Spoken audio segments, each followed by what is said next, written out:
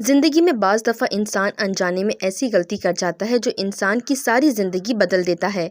مجھ سے بھی ایک ایسی غلطی ہوئی اور آج میں خوش ہوں کیونکہ اگر میں اپنی غلطی کو اس وقت درست نہ کرتی تو شاید اس کی سزا بھگتنے کی مجھ میں ہمت نہ ہوتی۔ میرا نام نوری ہے۔ پیشے کے لحاظ سے میں ایک فقیرنی ہوں۔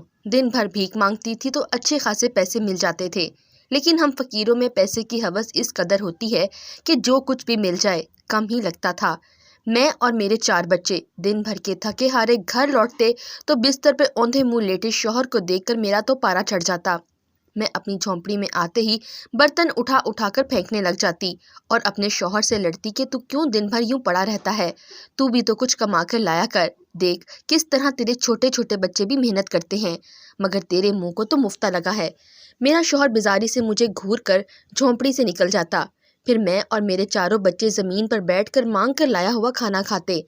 ہمارا کھانا سفید پوش لوگوں سے تو بہتر ہی ہوتا تھا، ان کو تو دال روٹی ہی نصیب ہوتی تھی، جبکہ اللہ ہم پر اس قدر مہربان تھا کہ ہر روز زبان کو نیا ذائقہ چکھنے کو ملتا تھا۔ زندگی یوں ہی گزر رہی تھی جب ایک بہت پرسرار واقعہ میری زندگی میں رونما ہوا تھا۔ ایک دن میں معمول کے مطابق منہ چھپا کر بھیک مانگ رہی تھی جب میری نظر بازار سے نکلتی ہوئی ایک عورت پر پڑی۔ وہ عورت درد سے تڑپنے لگی تھی۔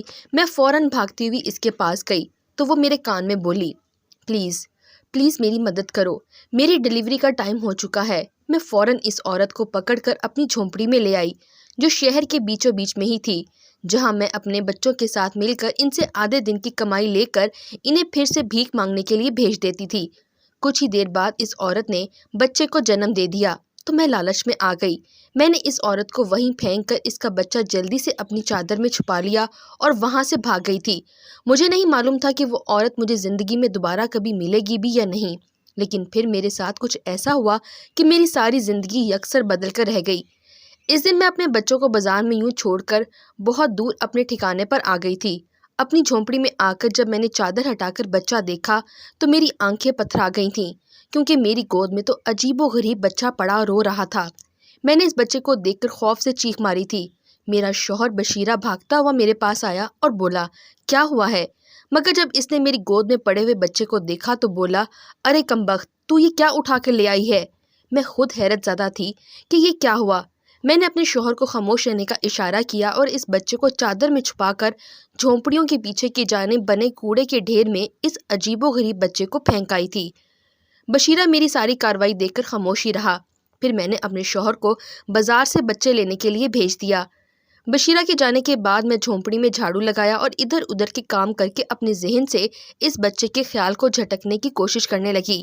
شام میں ہم سب نے بچوں کا لایا ہوا کھانا کھایا اور سونے کے لیے لیٹ گئے۔ آج کتے بہت زور و شور سے بھونک رہے تھے۔ کتوں کے بھونکنے کی آواز سے میں کانپ کانپ اٹھتی تھی۔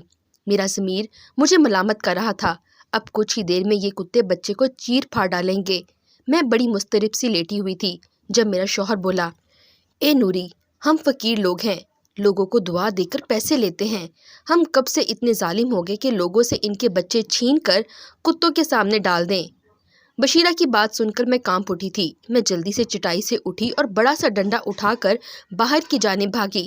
بشیرہ بھی میرے پیچھے ہی آیا تھا، اس کے ہاتھ میں بھی کتوں کو بھگانے کے لیے ایک موٹا سا ڈنڈا پکڑا ہوا تھا۔ ہم جلدی سے جھونپڑیوں کے پیچھے بھاگے تھے۔ میں نے جلدی سے آگے بڑھ کر اس بچے کو اٹھا لیا تھا۔ اللہ کا لاکھ لاکھ شکر تھا کہ وہ بچہ بالکل محفوظ رہا تھا، اسے خروش تک نہیں آئی تھی۔ میں اس بچے کو جھونپڑی میں لے آئی۔ میں نے اسے نہلایا دھلایا، موٹے سے کپڑے میں لپیٹ کر اپنے ساتھ لٹا لیا تھا۔ وہ بھوک کی شدت سے رونے لگا۔ میں اس کی رضائی ماں بن گئی۔ وہ بچہ بہت کمزور سا تھا، اس کی ریڑھ کی ہڈی میں بہت واضح خم تھا، یعنی کہ وہ بچہ پیدائشی کبرا تھا۔ اس کا چھوٹا سا سر تھا، آنکھیں اندر کو دھسی ہوئی تھیں اور بڑا سا ناک تھا۔ بشیرہ بچے کو دیکھ کر ہنس پڑا اور بولا، نوری، تجھے پوری دنیا میں یہی بچہ چرانا تھا کیا؟ پھر میں خاموشی رہی۔ صبح ہوئی تو میں نے آس پاس کی جھونپڑیوں میں اعلان کر دیا کہ میرے ہاں بچے کی پیدائش ہوئی ہے۔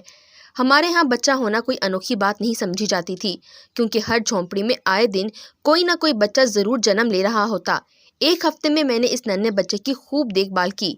پھر جب وہ ذرا بہتر ہوا تو میں اسے اپنے ساتھ لے جا کر بھیک مانگنے لگی تھی، مگر یہ دیکھ کر میری تو حیرت کی انتہا ہی نہ رہی کہ لوگ اس کبڑے بچے کو دیکھ کر میری گود میں دگنی خیرات دے جاتے تھے۔ یہ دور ایسا ہے کہ اس میں ڈر بکتا ہے۔ لوگ اس عجیب و غریب بچے کو دیکھ کر ڈر جاتے تھے اور اپنے بچوں کا صدقہ بھی ہمیں تھما جاتے تھے۔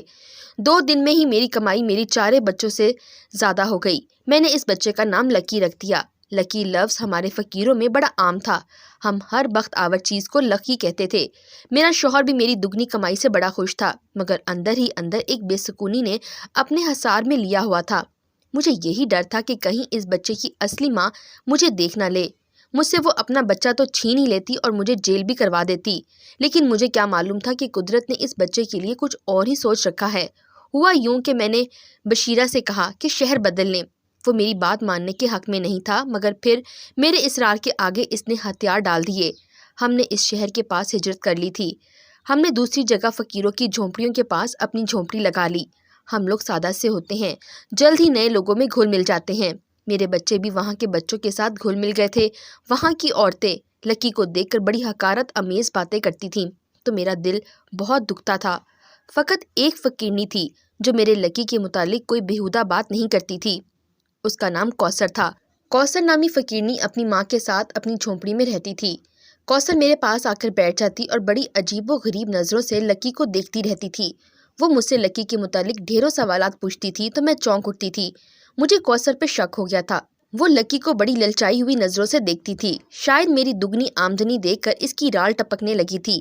میں نے بشیرہ سے اپنے ڈر کا اظہار کیا تو وہ بڑی دیر تک ہنستا رہا۔ وہ بولا، تو لکی کو ایسے چھپا چھپا کر پھرتی ہے جیسے یہ سونے کی کان ہو۔ میں اب کوثر سے زیادہ بات چیت نہیں کرتی تھی۔ میں نے اسے ایک دن بتایا، کوثر، میرا لکی مجھ سے بہت زیادہ قریب ہے۔ یہ تو میرے علاوہ کسی کے ہاتھ سے کچھ کھاتا بھی نہیں ہے۔ اگر کوئی اسے مجھ سے چھین کر لے گیا نا تو یہ مر ہی جائے گا۔ کوثر ایک دم سے کانپ اٹھی تھی۔ مجھے اس سے بڑا خطرہ محسوس ہوتا تھا۔ مجھے لگتا تھا کہ وہ مجھ سے میرا لکی چھین کر لے جائے گی۔ اسی لیے میں اس کو ایسی باتیں کرتی رہتی تھی کہ لکی میرے بغیر نہیں رہ پائے گا۔ ایک شام اچانک ہی لکی کی حالت بہت خراب ہو گئی۔ اسے شدید بخار نے آن لیا۔ بشیرہ تو بھیک مانگنے گیا ہوا تھا۔ میں بہت پریشانی کی حالت میں گھری ہوئی تھی۔ تب کوثر لکی کے رونے کی آواز سن کر میرے پاس آئی اور پوچھنے لگی، یہ کیا ہوا ہے اس بچے کو؟ پہلے جب لکی کی بیماری کا بتایا تو وہ پریشان ہو گئی۔ وہ بولی، میں ابھی اس کے لیے دوائی لے کر آتی ہوں۔ وہ میڈیکل سٹور سے سیرپ لے آئی۔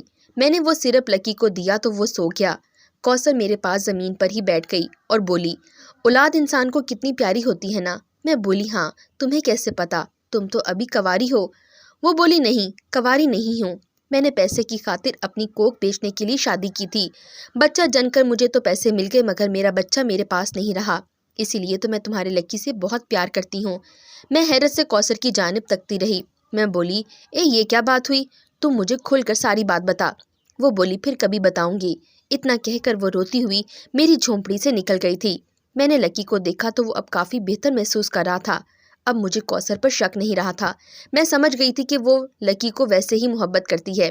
پھر صبح میں نے بھیک مانگنے جانا تھا، جبکہ کوثر گھر پر ہی موجود تھی۔ میں نے لکی اس کے حوالے کر کے کہا، آج کے دن اس کو تم سنبھال لو، میں شام کو جلدی لوٹنے کی کوشش کروں گی۔ کوثر نے بڑی خوشی خوشی لکی کو تھام لیا تھا۔ میں بے فکر ہو کر بھیک مانگتی رہی، مگر شام میں میرا دل عجیب عجیب وسوسوں میں گھر گیا۔ میں فوراً سب کچھ چھوڑ چھاڑ کر اپنی جھونپڑی کی طرف بھاگی۔ جھونپڑی میں جا کر میں نے دیکھا وہاں پر نہ تو کوثر تھی اور نہ ہی لکی۔ میرے تو پیروں تلے سے زمین ہی نکل گئی تھی۔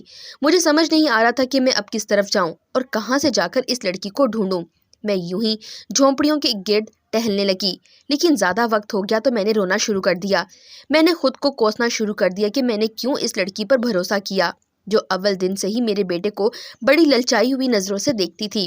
میں بڑی خوفزدہ سی یہاں وہاں آ جا رہی تھی۔ تبھی مجھے لکی کی رونے کی آواز آنے لگی۔ میں نے آواز کی سمت دوڑ لگا دی۔ کوثر لکی کو گود میں اٹھائے ہوئے واپس آ رہی تھی۔ وہ بولی، یہ لو بہن، تمہارا بیٹا بہت تنگ کرتا ہے۔ اس کو تو اپنی ماں کے ساتھ جگہ جگہ گھومنے پھرنے کی عادت ہو گئی ہے۔ یہ تو آج سارا دن جھگی میں پڑا روتا رہا۔ اب میں تم کو تلاشی کرنے کے لیے نکلی تھی، شکر ہے تم واپس آ گئی ہو۔ میں نے جلدی سے لکی کو تھام کر اسے چومنا شروع کر دیا۔ میں لکی کو چومتی جاتی اور روتی جاتی تھی۔ کوثر خاموش سی اپنی جھونپڑی میں چلی گئی تھی۔ مجھے یاد آیا کہ میں نے تو کوثر کا شکریہ ادا ہی نہیں کیا۔ میں جیسے ہی اس کی جھونپڑی کے پاس گئی تو مجھے سسکیوں کی آواز آنے لگی۔ میں نے جلدی سے جھونپڑی کا پردہ اٹھایا اور اندر داخل ہو گئی۔ میں نے کوثر سے کہا کہ آج تو تم مجھے اپنی داستان سنا ہی دو، آخر تمہارے بچے کے ساتھ کیا ہوا تھا؟ کوثر بولی، ہم بھکاری ہیں، بھیک مانگ کر 2 وقت کی روٹی تو کھا سکتے ہیں مگر کسی درد بیماری کا علاج نہیں کروا سکتے۔ ہوا یوں کہ میرے باپ کو کینسر ہو گیا۔ ہمارے پاس علاج کے لیے پیسے نہیں تھے۔ بھیک کے پیسوں سے ابا کا علاج ناممکن تھا۔ پھر ایک دن اماں نہ جانے کہاں سے آئی تھی، بہت خوش تھی۔ وہ مجھ سے لپٹ کر بولی کہ کوثر، اللہ نے ہماری سن لی ہے، تمہارے باپ کے علاج کے لیے اللہ نے تمہیں ہمارا وسیلہ بنایا ہے۔ میں حیرت زدہ سی امی کو دیکھتی رہ گئی۔ میں نے اماں سے پوچھا کہ یہ آپ کیا کہہ رہی ہو؟ اماں بولی، آج میں جب ایک دور دراز کوٹھی میں خیرات مانگنے گئی تو وہاں کی بڑی بی بی نے مجھ سے کہا کہ انہیں اپنے شوہر کی دوسری شادی کروانے کے لیے ایک لڑکی چاہیے۔ وہ ایسی لڑکی چاہتی ہیں جو انہیں پیسوں کی خاطر بچہ پیدا کر کے دے دے، لیکن جب بچہ پیدا ہو جائے تو اس کے شوہر سے طلاق لے کر چلی جائے۔ اسی کام کے لیے وہ کوٹھی کی مالکن بہت بڑی رقم دینے کے لیے تیار تھیں۔ اماں نے مجھے قربانی کا بکرا بنا کر اس بڑی مالکن کے سپرد کر دیا۔ میں شادی کر کے حویلی میں چلی گئی۔ مالکن بہت خوبصورت عورت تھی مگر وہ تھی بڑی کرخت، مجھ سے بڑی تلخی سے پیش آتی۔ اس نے مجھ کو کہا کہ میں تمہیں صرف اپنے شوہر کا بچہ پیدا کرنے کے لیے لائی ہوں، مگر تم جیسے ہی وہ بچہ جنم دوگی تو اپنے پیسے لے کر یہاں سے چلی جانا، اس کے بعد کبھی مڑ کر بھی بچے کا نام مت لینا۔ میں خود کم عمر لڑکی تھی، مجھے بچے کی کیا ضرورت تھی؟ میں نے تو صرف اپنے ابو کے علاج کی خاطر اتنی بڑی قربانی دی تھی۔ میرا نکاح مالک سے ہو گیا۔ وہ ایک بڑا ہی رحم دل پر اچھا انسان تھا۔ انہوں نے میرا بہت خیال رکھا۔ آہستہ آہستہ مجھ پر یہ حقیقت کھل گئی کہ مالک اپنی زوجہ کے ساتھ صرف مروتاً ہی رہ رہے ہیں۔ وہ اپنی بیوی کی حرکتوں سے بہت زیادہ تنگ تھے۔ مالکن مالک کے سامنے تو مجھے بہت اچھی رہتی، مگر جیسے ہی مالک گھر سے باہر جاتے وہ مجھ پر حکم چلانے لگ جاتی، مجھ سے گھر کے کام بھی کرواتی، اپنے جوتے بھی صاف کرواتی۔ ایک دن مالکن مجھ سے اپنے جوتے صاف کرواتے ہوئے بولی کہ تمہاری حیثیت یہاں پر ان جوتوں کی سی ہے اور اس سے آگے بڑھنے کا کبھی مت سوچنا۔ میں کہاں سوچ رہی تھی، کچھ اور تو نہیں، مجھے صرف اپنے پیو کی علاج کی پڑی تھی۔ ایک دن میں نے مالک کو حاملہ ہونے کی خوشخبری سنائی تو وہ خوشی سے پھولے نہ سمائے۔ انہوں نے دنیا کی ہر نعمت میرے قدم میں لا کر ڈھیر کر دی، مجھے اپنے گھر کی مہرانی بنا کر رکھا تھا۔ مجھے بیڈ سے قدم اتارنے کی بھی اجازت نہیں تھی۔ مالک آفس سے بار بار ملازموں کو ہدایتیں دیتے رہتے۔ اس ساری صورتحال سے مالکن بہت چڑ گئی تھیں۔ ان کو لگتا تھا کہ اب بس ان کا شوہر ان سے چھن جائے گا۔ وہ تو میرے حاملہ ہونے کی خبر سن کر دیوانی سی ہو گئی تھیں۔ جب میرا 7واں مہینہ ہوا تو وہ مجھ سے گھر میں پوچھا لگوانے کو کہتی تو کبھی بار بار سیڑھیاں کے چکر لگواتی۔ ایک دن بہت زیادہ گرمی تھی، میں صحن میں پوچھا لگا رہی تھی، مجھے بہت بھوک لگ رہی تھی، مگر مالکن کا حکم تھا کھانا تب تک ہی نہیں ملے گا جب تک تم اپنا کام مکمل نہیں کر لو گی۔ میں ایک دم سے چکر کھا کر نیچے گر پڑی۔ مجھے نہیں معلوم پھر کیا ہوا، جب میری آنکھیں کھلیں تو میں ہسپتال کے بیڈ پر پڑی ہوئی تھی۔ میرے پاس مالک بہت پریشان سے بیٹھے ہوئے تھے، ان کی آنکھوں میں آنسو تھے۔ وہ بولے، کوثر تم اپنا خیال کیوں نہیں رکھتی؟ ان کی بات سن کر میں پھوٹ پھوٹ کر روتی رہی۔ میں نے ان سے کہا کہ مالک میں تو آپ کے گھر میں ایک ملازمہ کی حیثیت سے آئی ہوں، میں تو ان کا ہر حکم مانتی ہوں۔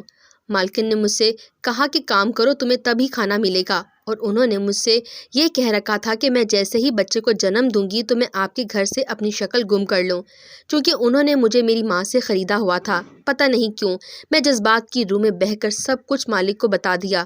مالک کی آنکھیں کھلی کی کھلی رہ گئیں، وہ حیرت زدہ تھے۔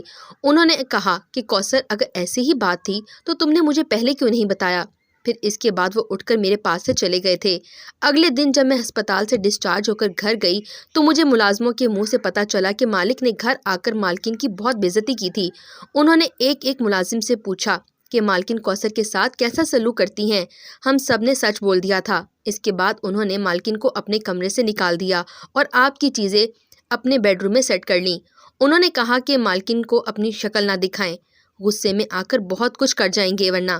میں مالکن کے غصے سے شدید ڈر گئی تھی۔ میں تو یہ سب کبھی سوچ بھی نہیں سکتی تھی جو کچھ ہوا۔ میں بہت زیادہ خوفزدہ تھی کہ نہ جانے آگے کیا ہوگا، مالکن میرے ساتھ کیا سلوک کرے گی۔ مجھے یقین تھا کہ مالکن مجھ سے اس بات کا بدلہ ضرور لے گی، اور پھر وہی ہوا جس کا مجھے ڈر تھا۔ مالک اپنے بزنس کے سلسلے میں بیرون ملک گئے۔ مالکن میرے سر پر آندھی طوفان کی طرح آ کر کھڑی ہو گئی۔ وہ مجھ پر چیخ چلا رہی تھی۔ انہوں نے میری اوقات یاد دلانے میں 1 منٹ نہیں لگایا۔ وہ بولی، بھکارن ہے نا تو، میں تجھے اپنے گھر میں جگہ دی، عزت دی، لیکن تو نے میرے ساتھ کیا کیا؟ سچ کہتے ہیں کہ کم نسل لوگ اپنی نسل دکھا کر ہی رہتے ہیں۔ اس کے بعد وہ بولی، مجھے نہ تو تمہاری ضرورت ہے اور نہ ہی تمہاری کوکھ میں پلنے والی اولاد کی۔ تم اپنے بچے سمیت یہاں سے دفع ہو جاؤ۔ میں حیرت زدہ تھی کہ میں کیا کروں اور کیا نہ کروں۔ میں گھر سے نکلتی ہوئی سڑکوں پر 2 دن تک در بدر پھرتی رہی۔ بھوک کی شدت اور تھکن کی شدت سے میری طبیعت بہت خراب ہونے لگی اور اچانک میری طبیعت اس قدر خراب ہو گئی کہ مجھے معلوم ہو گیا کہ میری ڈیلیوری کا وقت آ گیا ہے۔ میں نے بھرے بازار میں ایک عورت سے مدد مانگی، وہ مجھے لے کر اپنی جھونپڑی میں چلی گئی۔ اس نے میری مدد کی۔ جب میں نے بچے کو جنم دے دیا تو اس عورت نے مجھے وہیں پہ چھوڑ دیا اور بچہ خود لے کر بھاگ گئی۔ میں کوثر کی بات سن کر سکتے میں آ گئی۔ وہ بولی، تم جانتی ہو میں کون ہوں؟ کوثر روتے ہوئے بولی، ہاں میں جانتی ہوں تم کون ہو، تم وہی عورت ہو جو میرے بچے کو لے کر بھاگ گئی تھی۔ میں نے کہا، میں نے تمہیں ہر جگہ ڈھونڈا لیکن تم مجھے نہیں ملی۔ یوں ہی گرتی پڑتی آج اپنی جھونپڑی میں آئی تو میری امی نے مجھے بتایا کہ مالکن نے ابھی تک پیسے روپے نہیں دیے۔ علاج نہ ہونے کی وجہ سے میرا باپ اس دنیا سے چلا گیا۔ اب میں اور میری ماں ہی رہ گئی تھیں۔ میں نے پیدائش کے دوران اپنے بچے کو دیکھ لیا تھا۔ مجھے معلوم ہو چکا تھا کہ وہ نارمل بچہ نہیں تھا۔ مجھے اپنے بچے کی بہت فکر تھی، نہ جانے اس کا کوئی خیال بھی رکھتا ہوگا کہ نہیں۔ میں بڑی بے بس تھی۔ میں اور میری ماں اکیلی تھی، ہمارا دنیا میں کوئی نہیں تھا، تو پھر میرے لیے بچے کو کون ڈھونڈتا؟ میں نے اللہ سے آس لگا لی تھی اور دیکھو اس نے کس طرح سے میرا ساتھ دیا۔ اس نے میری جھونپڑی کے پاس میرا بچہ لا کر آباد کر دیا۔ تو میری شکل بھول گئی تھی نوری، مگر میں تمہاری شکل نہیں بھولی۔ میں نے ارادہ کر لیا تھا کہ میں تم سے اپنا بچہ چھین کر بھاگ جاؤں گی، مگر جب تم نے بتایا کہ یہ بچہ تمہارے علاوہ کسی کے ہاتھ سے کچھ نہیں کھاتا نہ پیتا تو میں نے اپنا ارادہ بدل دیا۔ مجھے اپنے بچے کی زندگی زیادہ عزیز تھی۔ آج جب تم اسے میرے پاس چھوڑ کر گئی تو میں اسے اس کے باپ کے گھر لے گئی تھی۔ میں نے سوچا مالک اپنے بچے کو دیکھ کر نرم پڑ جائیں گے اور اس کے علاج کے لیے مجھے کچھ رقم دے دیں گے، مگر مجھے مالکن ہی ملی تھی۔ اس نے مجھے دھکے دے کر گھر سے نکلوا دیا۔ میں کوثر کی باتیں سن کر دنگ رہ گئی تھی۔ اس بیچاری نے چھوٹی سی عمر میں کیا کچھ نہیں سہا۔